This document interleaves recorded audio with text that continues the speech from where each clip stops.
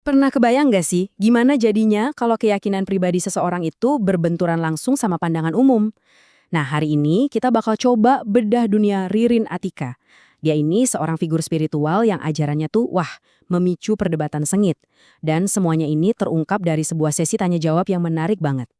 Jadi, semua kontroversi ini intinya berawal dari satu pertanyaan. Sebuah pertanyaan yang langsung ibaratnya menusuk ke jantung ajarannya. Yuk, kita lihat. Ini dia pertanyaannya, to the point banget. Apakah ibu tidak takut dipereksekusi sebagai ajaran sesat? Pertanyaan ini tajam banget ya, langsung memaksa Ririn buat mempertahankan seluruh fondasi keyakinan yang dia bangun. Dan jawabannya, wow, bukannya defensif, dia malah balik nanya. Pertanyaannya adalah, mengapa saya perlu takut? Ini bukan sekedar pembelaan loh, ini semacam tantangan balik yang nunjukin kalau dia tuh yakin banget sama posisinya. Logikanya dia tuh begini, dia bilang dia nggak sedang membangun gerakan, nggak cari-cari pengikut, ajarannya itu kata dia, ya terserah aja mau dianggap sebagai pencerahan atau cuma fantasi. Karena dia merasa nggak berusaha mengubah tatanan dunia, menurutnya, ya nggak ada alasan juga buat siapapun merasa terancam. Tapi, nah ini dia, di balik ketenangannya di depan publik, ternyata ada harga yang harus dibayar. Ajarannya ini ternyata sampai menimbulkan perpecahan di dalam keluarganya sendiri. Ini jadi pengingat ya, kalau keyakinan yang kuat itu seringkali datang dengan konsekuensi yang sangat personal. Oke, jadi gimana cara dia menyelaraskan ajarannya dengan kitab suci yang sudah ada? Nah, disinilah kita masuk ke jantung filosofinya.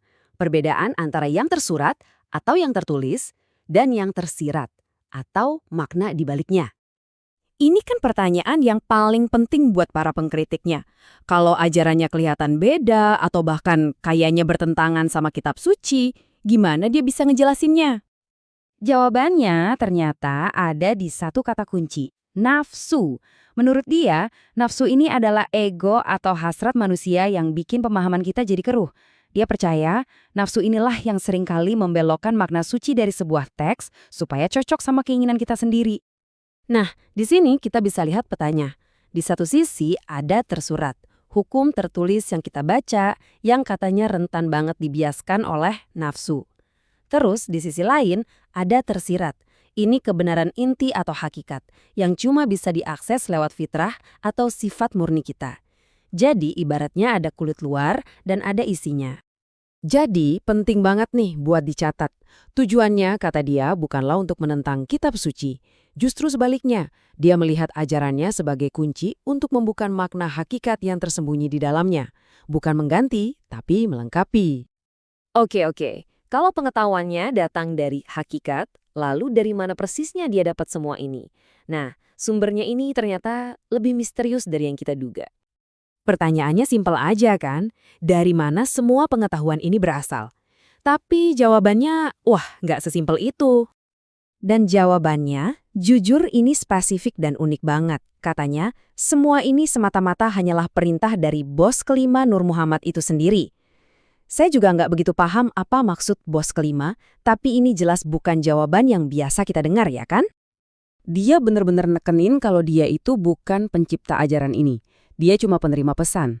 Bahkan istilah kayak Nur Muhammad itu pun katanya adalah nama yang diperintahkan ke dia untuk digunakan.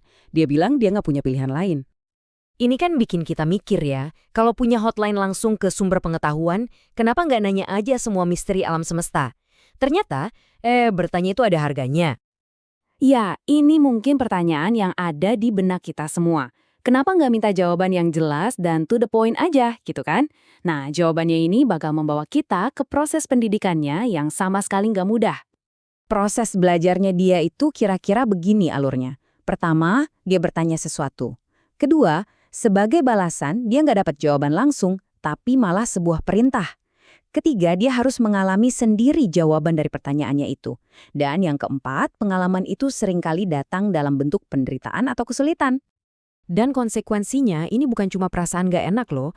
Dia cerita soal rasa sakit yang aneh dan misterius, badan rasa lemah banget seolah-olah habis kerja berat berhari-hari, sampai sengaja diarahkan ke situasi di mana dia bakal dibenci dan difitnah orang. Jadi, harga pengetahuan buat dia itu terasa sangat nyata. Jadi intinya begini, bagi Ririn, pengetahuan dan penderitaan itu kayak dua sisi dari satu koin yang sama. Untuk belajar, dia harus merasakan. Untuk tahu, dia harus menderita dulu. Dan inilah yang membawa kita balik lagi ke pernyataan awalnya. Dia negasin lagi, saya bukanlah ancaman. Dia memposisikan dirinya murni sebagai pembawa pesan. Soal percaya atau enggak, itu sepenuhnya diserahkan ke kita. Nah, ini semua akhirnya ninggalin kita sama satu pertanyaan besar yang mungkin nggak ada jawaban pastinya. Kalau satu-satunya bukti kebenaran itu adalah pengalaman pribadi yang nggak bisa diverifikasi orang lain, lalu gimana caranya kita mendefinisikan apa itu kebenaran? Sebuah pertanyaan buat kita renungkan bersama.